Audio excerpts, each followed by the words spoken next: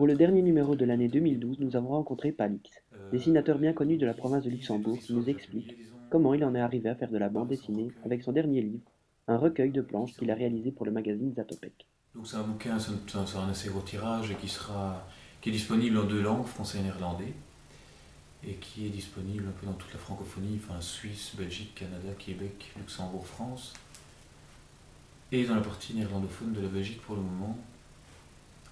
Chez Zatopek réfléchissent de la moyen de le faire parvenir en Hollande, mais en fait, c'est comme c'est un bouquin qui n'est pas périssable, ils imaginent l'écouler sur 4 ans. C'est clairement un bouquin de niche, quoi. C'est un par, pour et avec les coureurs. Ça raconte la vie de coureur, c'est dessiné par un coureur et c'est destiné, à mon avis, principalement à des amateurs sportifs en général et à des coureurs en particulier, quoi. Voilà, donc c'est une BD un peu hors champ. Pour moi, l'intérêt de cette BD-là, très clairement, c'était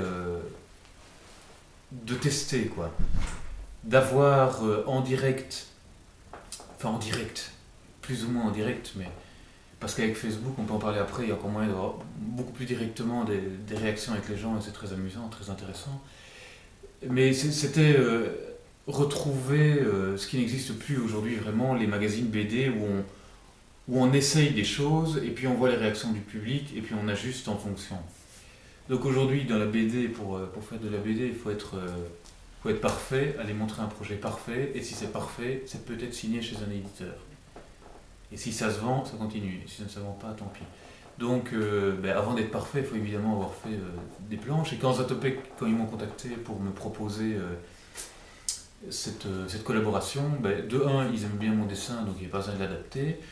Et de deux, je pouvais faire toutes les expériences. Donc je fais un trimestre, enfin sur un trimestre, je fais une histoire, et puis elle est publiée, on voit les réactions, on a une autre histoire qui arrive, il y a un peu de temps qui s'est écoulé, j'ai un peu de recul, voilà, donc c'était très intéressant à ce niveau-là.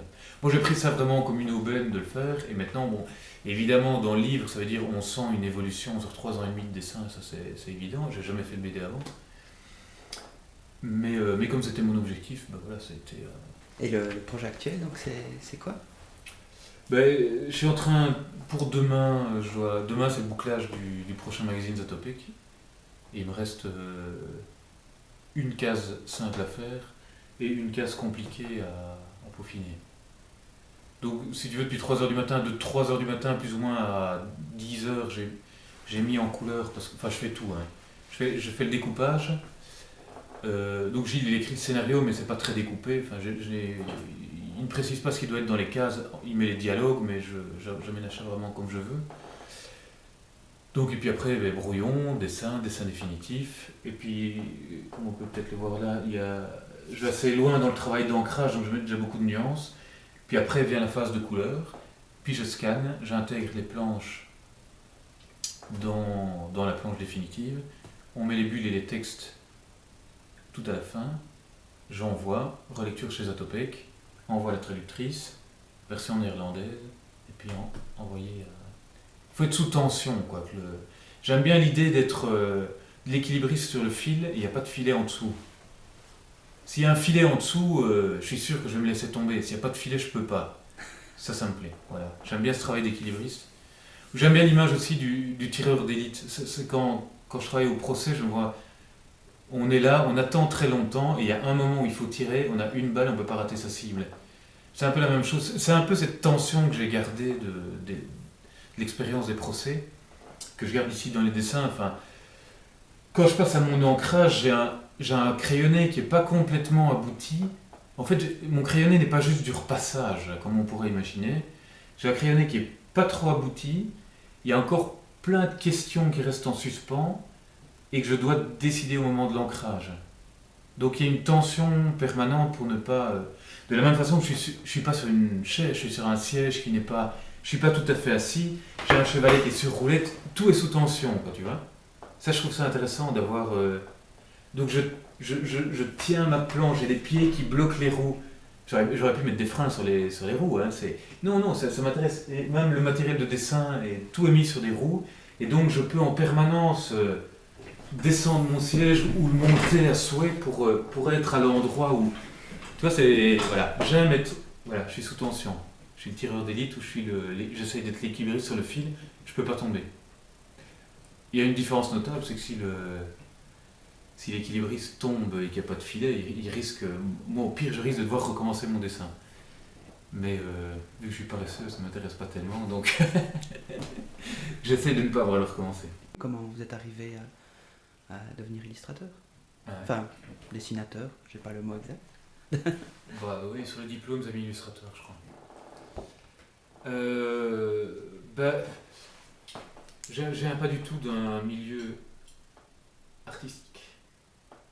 Mais malgré tout, j'ai toujours eu l'impression que c'est ça que je devais faire, quoi. Aussi loin que je me rappelle, et à partir du moment où j'ai su qu'Hergé faisait ça à temps plein, que c'était un métier, je me suis dit, ouf, ça c'est pour moi. Parmi les premiers intéressants, il y a eu l'étiquette de Rulle que j'ai fait déjà un bon paquet d'années. Donc la première étiquette de Rulle qui n'est plus celle qui est sur les bouteilles, mais de Rulle blonde. Et puis après, on a créé le personnage de Marcel de Rulot, qui est la mascotte avec sa casquette marrante, le vieux bonhomme avec sa casquette, qui est sur toutes les bouteilles. Et puis on a refait l'étiquette de blonde, on a fait l'étiquette de brune, et puis toutes les étiquettes. Et puis finalement, il y a déjà une série d'étiquettes qui ont été faites pour ça, et puis pour d'autres brasseries aussi, un peu partout, Belgique, Luxembourg, France. Et puis donc en 2003, c'est là que ça a pris vraiment son essor. Donc il y a eu le procès Coles, qui découle du fait que j'ai rencontré Pierre Kroll après un enregistrement du jeu des dictionnaires à AB. Je travaillais aux couleurs d'un album de BD de Francis Carin à cette époque-là, et Francis Carin avait travaillé des années avant avec Kroll, ou pourquoi pas comme caricaturiste aussi. Donc ils débutaient tous les deux comme caricaturistes. Et donc je remets le bonjour à Kroll de Francis Carin. Ah, tu connais, viens boire un verre, machin. On fait connaissance. La discussion va bon train pendant une grosse heure, on a vu, ou deux, j'en sais rien. Enfin. Et avant qu'il ne reparte pour Liège, on fait un échange de cartes de visite. Et un mois après, sa femme, Dominique Demoulin, qui est journaliste à RTL, me contacte en disant, on cherche un dessinateur. J'ai vu ce que vous faisiez, vous êtes peut-être dans nos cordes pour... vous avez peut-être le niveau pour faire ça. Est-ce que vous pouvez nous proposer une technique originale? Parce que jusqu'à présent, on avait des dessins faits par un dessinateur au marqueur, mais ça ne plaît plus, on n'a plus du tout envie de ça. Il faut quelque chose de nouveau. Et donc j'ai proposé l'aquarelle, et elle m'a dit, mais il y en a déjà qui ont essayé, mais ils se sont cassés les dents, c'est pas possible, c'est trop rapide, c'est compliqué, enfin c'est vrai que le travail au procès est compliqué, parce que c'est pas des conditions confortables de travail, on n'a pas une chaise réservée, on n'a pas une table, on n'a pas... Donc il faut dessiner sur une petite plaque.